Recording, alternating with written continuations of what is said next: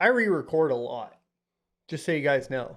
You guys think I make mistakes in my videos. You should see the mistakes I make outside of my videos that I catch. Thanks for helping with that, guys. All right, so today we're going to be talking about mining pool payment methods, and this should be able to help you determine what the best mining pool is for your specific situation. A lot of this can get quite confusing, so if you have questions, you can hit me up in Rocket Chat by clicking the join button down below, and this is the important part and why we're reiterating this. You need to go to the membership tab on the YouTube page homepage for Son of a Tech, and then scroll down and you will see a section that says connecting on social media, and it will have the link for the registration URL for Rocket Chat. I hope that that will be helpful and you guys understand it, but if you still have issues, you can email me at blindrun@sonofatech, or you can hit me up on Twitter at sonofatech. All right, so mining pool payout methods. Well, what does this mean? Essentially, if you're a miner and you're a smaller miner, you'll never be able to solo mine a block. You'd have to have a significant amount of luck. Now, there are payout methods that do include luck, and we'll be covering them today, but because you are mining with a bunch of other miners, the pools have to determine how much you have put in as far as work to then determine how much they're going to pay you for however much Ethereum the pool has mined, or in some cases, not even that. So let's get into it. The first payout method is PPS, which stands for pay per share. Now, this functions as stated. Miners are paid by the pool for each valid share that they submit to the pool, whether or not the pool finds a block. Now, this method isn't quite used anymore. It's used in a couple places, but not really. It had a couple really large flaws. One is it paid miners out no matter what, even if the pool didn't find a block, meaning that the pool wallet that basically takes in the payment from the Ethereum network and then pays it out to the miners could just run out of Ethereum, theoretically, depending on the size of the pool and so on. Now, the other problem was it was really susceptible to, of course, pool hopping. Now, the way pool hopping worked is that because it was based on shares, people would basically jump between pools near the end with large mining farms or larger mining rig operations, get a whole bunch of the shares because the shares weren't limited, and then peace out and go to the next one, take the payout from each pool. So you weren't really punished for jumping pools over and over and over again. And if you timed it right, you could basically increase your profits. And this was a method that a lot of miners used early on. Obviously, you can't really use it as effectively now as you could in the past or in the early days of mining Ethereum.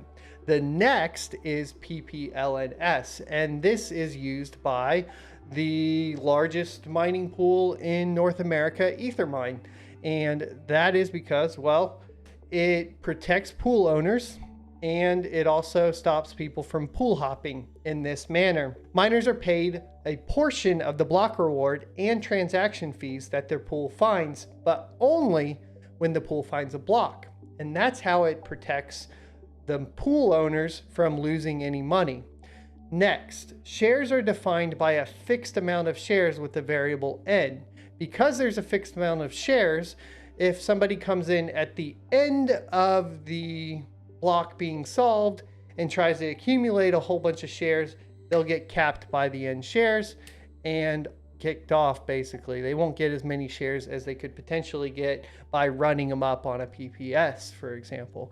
So that's kind of why PPLNS has been such a big deal for mining, and it really solved those two major issues. It is getting a little outdated, and there's been some new ones that are coming along that we're going to talk about. But what it also does enable is the pool owners to keep their fees lower. And the reason they can keep their fees lower is it only pays out when the pool finds a block. The downside to that is, for the miners, is that there is a significant amount of luck based on the amount of blocks the pool actually finds at any given time.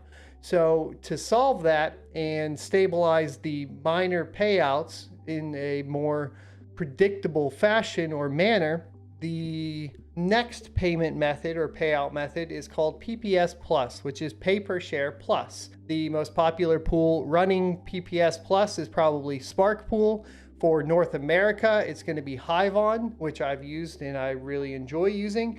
And it basically function as stated. Miners are paid by the pool for each valid share that they submit to the pool, whether or not the pool finds a block. However, that's going to be based on the block reward of 2 for Ethereum as an example. Now, there are transaction fees, and this is where pools on, of course, PPS had a lot of issues with keeping up with. And so miners are also paid a portion of the transaction fees that their pools find based on the PPLNS method. So only when the pool finds a block. So to give you guys an idea, to explain this further, how Ethereum works is that when somebody submits a transaction to the network, they can increase the fee that they pay to the miner to basically signal that they want their block solved first, or their transaction on the block solved first. And that will basically pull it up to the front of the line. Well, those fees increase and increase and increase depending on demand on the network. So miners want a portion of those fees, especially if you're talking about today where the base reward is 2 Ethereum and the fees can get all the way up, pushing it up to a 13 Ethereum block reward. And it wasn't very cool to, not have that option. But if the pools were like, okay, well, we're just gonna pay it out no matter what, whether or not we find a block, such as on PPS, what happens then is that the pools run out of money because, let's say, block 1 found 13 and then block 2 found 4, and the pool had to pay you out based on, just your shares across the whole thing. Well, they're gonna end up running out of money, right? That's just kind of how it functions. So PPS Plus aim to basically combine the advantages of PPS and the advantages of PPLNS, giving miners a more steady income, but also preventing issues for the mining pool operators of running out of Ethereum in their main wallet. Finally, we have FPPS, which is fully pay per share.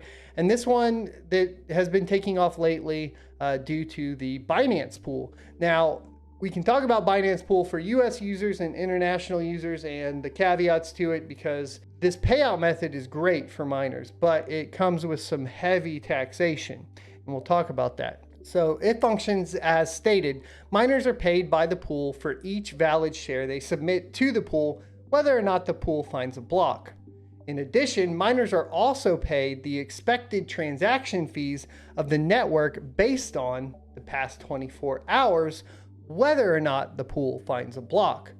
So as opposed to essentially the transaction fees not being averaged out on PPS, it averages out the transaction fees over the past 24 hours and then still pays the miner out whether or not they solved the block based on the average transaction fees. The problem is this is still pretty risky for pool owners as far as compared to PPS. And so the taxation of that obviously comes with a heftier fee in most cases. But in the case of Binance pool, it gets really interesting because the fee is actually quite low at 0.5%. At least that's what it appears to be, until you look into what it requires for you to sign up for it and how you get paid out. Because initially with Binance pool, right now as it stands, there is not a Binance.us pool, even though they have pools in America. You can only sign up for it at Binance.com, which obviously kicks you out if you're a US resident. And then in addition to that, where it gets even more sketchy is that you have to sign up for an account to use it, and you deposit whatever you mine to the Binance application or your Binance Ethereum address. Of course, you can cash that out and send it somewhere afterwards, but it is that middleman that worries me, to say the least. All right, so finally, I wanted to give you guys a tool for, of course, reviewing pools and determining what is going to be the best for your specific situation based on location and so on. And that can be found at miningpoolstats.stream. As you can see here, Spark Pool is number 1, not really based in the US. It is PPS Plus with a 1% fee and has a minimum payout of 0.1 and so on. Ethermine is PPLNS and is 1% fee with a 0.1 minimum payout. It used to be 0.05, but that was changed recently. So if you wanted a PPLNS option with a lower minimum payout fee, you have Nanopool, for example, and you can kind of go through these. Keeping in mind that with PPLNS, if you're mining and you're a miner to it, the more the hash rate, the better off you're going to be as far as dealing with the luck portion of it, because you are required to find a block to get a payout. And then we have Hivon, which is a 0% fee. That's because primarily they get their revenue from their operating system, their Ubuntu distribution, which we've talked about on this channel. You can check out the referral link in the description below. And they have, no fee and a 0.1 minimum payout. They do have a function there where you can make your rigs free for a 3% fee to the pool. I have tested out both with the fee and without the fee, and funny enough, I was making the same either way. So you can just go ahead and use the fee and not pay for Hive, I suppose.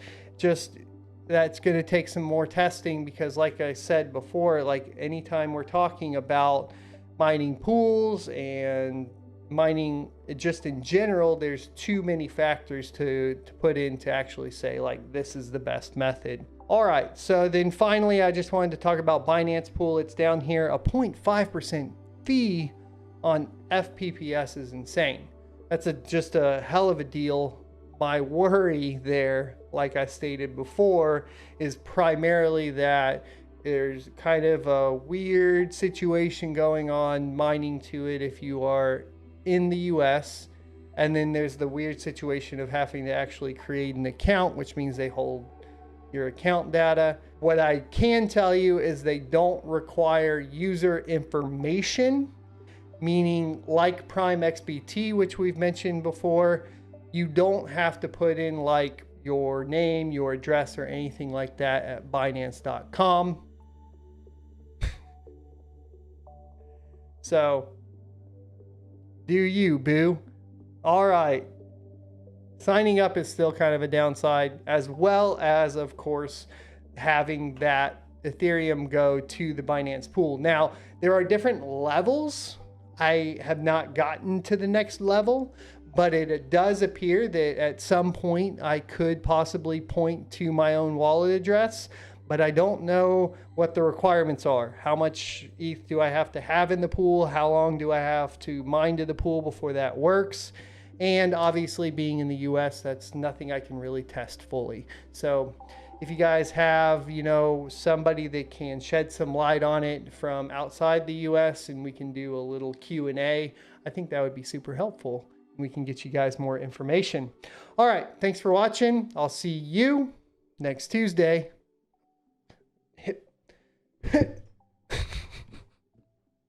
If you enjoyed this content, you can check out more crypto content on this playlist up here.